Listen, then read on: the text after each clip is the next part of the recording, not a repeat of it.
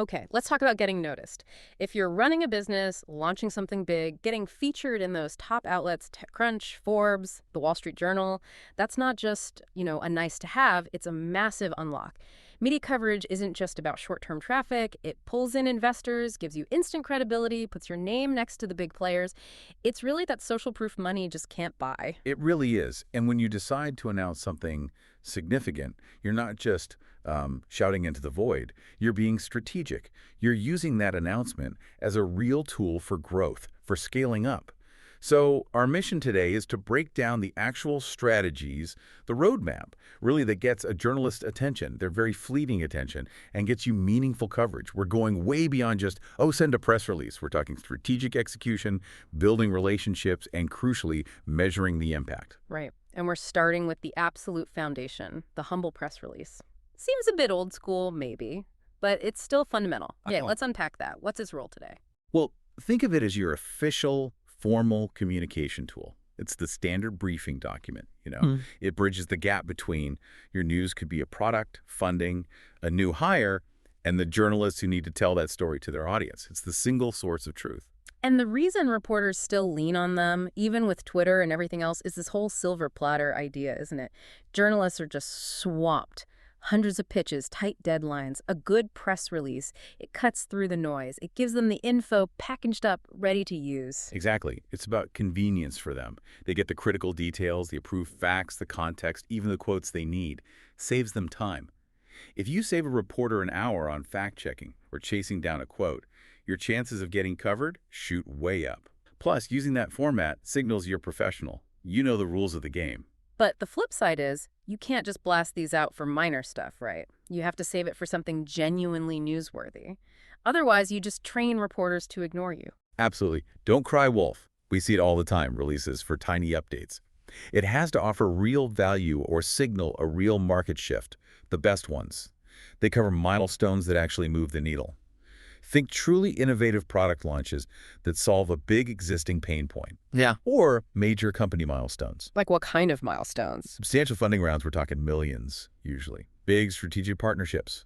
Major expansions, maybe into new countries. Also things like winning a really prestigious award or publishing some groundbreaking research. And high-profile hires, especially if they're coming from a competitor.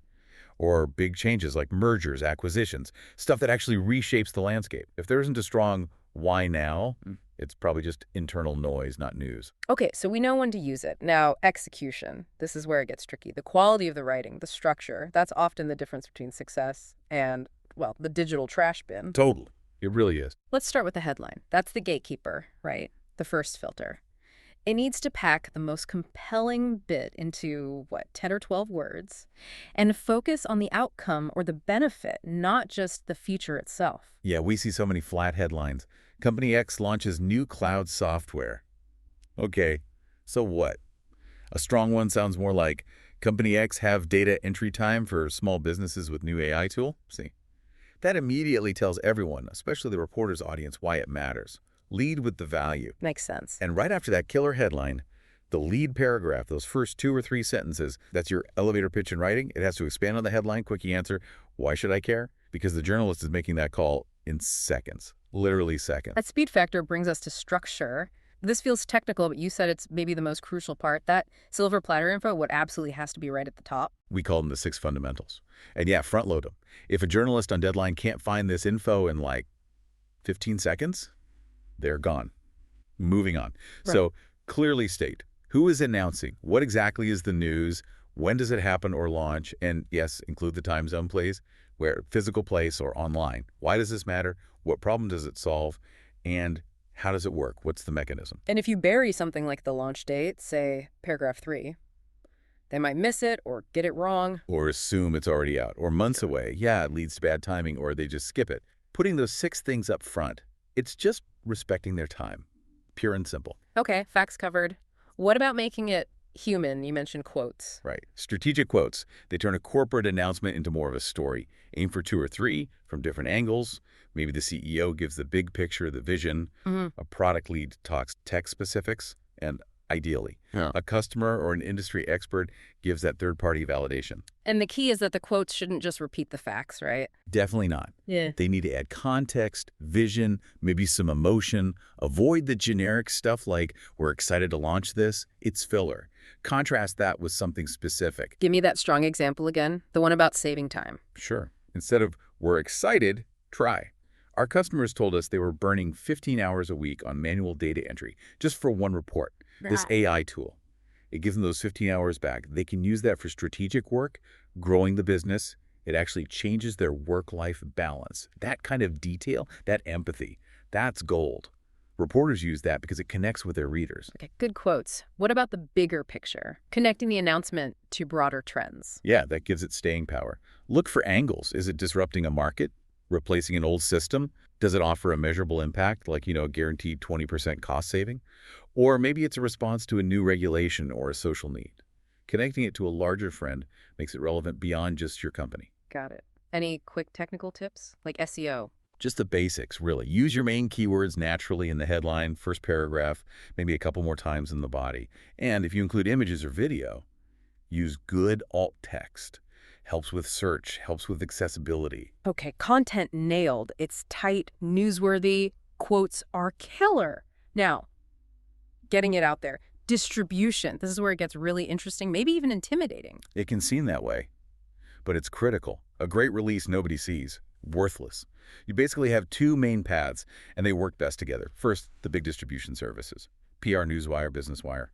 They're important because they offer guaranteed reach. They push your release out to thousands of outlets, journalists, news sites all at once. Okay, but hang on. Those services can be really expensive, right? Like thousands for one release. Yeah. Especially for a startup. Is it always worth it? Could you just skip that and focus only on personal pitches? That's a fair question. It's a cost-benefit thing. What you're paying for is that guaranteed placement and speed. Your news hits major aggregators, feeds that reporters actively watch. It gets it available to the max number of journalists simultaneously. For things like big funding rounds or legally required stuff where you need that broad, fast syndication, the cost is often justified. But you're right, it mostly delivers volume, not necessarily deep, thoughtful coverage on its own. So it's not an either-or situation. Exactly. It shouldn't be your only channel. You need a synchronized push. The moment that wire release goes live, share it everywhere. LinkedIn.Twitter, relevant industry groups or forums, your email list. That creates momentum. When a top-tier journalist looks you up, they see that consistent message everywhere. It signals this is real news. It reinforces credibility. Okay, so the wire service and social buzz create the foundation. But you mentioned personalized pitching delivers the really meaningful stuff, the features, the profiles. Absolutely. This is where the real relationship building happens. It's higher effort, sure, but much higher reward. You need to research. Use tools like Muckrack, Cision, even just LinkedIn, to find journalists who already cover your specific niche or topics adjacent to yours. Launching fintech? Don't pitch the healthcare reporter. Pitch the one who just wrote about your competitor. Makes sense. And the absolute critical question for your pitch email isn't just, here's my news. It's gotta be, why does this matter to your specific audience? Hyper-personalize it. Keep the pitch short, 3-4 paragraphs max. Reference a recent article they wrote, prove you did your homework. And attach the press release as a PDF or a Word doc. Don't paste the whole thing in the email. Keep it professional. Okay, now we're getting into the pro-level details. Timing, compliance, measuring success. Let's talk timing first. Getting that Tuesday 10 a.m. slot feels like luck sometimes. More strategy than luck, hopefully. Optimizing timing really can boost visibility. Tuesday through Thursday mornings, generally the best window. We often aim for 10 a.m. or 2 p.m. in the publication's local time zone. There's a reason for that. Oh, yeah. Why those specific times? Well, 10 a.m. is usually good because it's after the initial morning email flood has maybe subsided a bit. Reporters have had coffee, cleared some backlog, and are looking for stories for the day. And 2 p.m. It's often before late afternoon meetings kick in or before they're slammed with end-of-day deadlines. Gives them a decent window to potentially still file something that day if it's compelling. And the times to absolutely avoid. Like the plague. Definitely skip major holidays. Avoid days when huge industry conferences are happening. Your news just gets lost in the noise.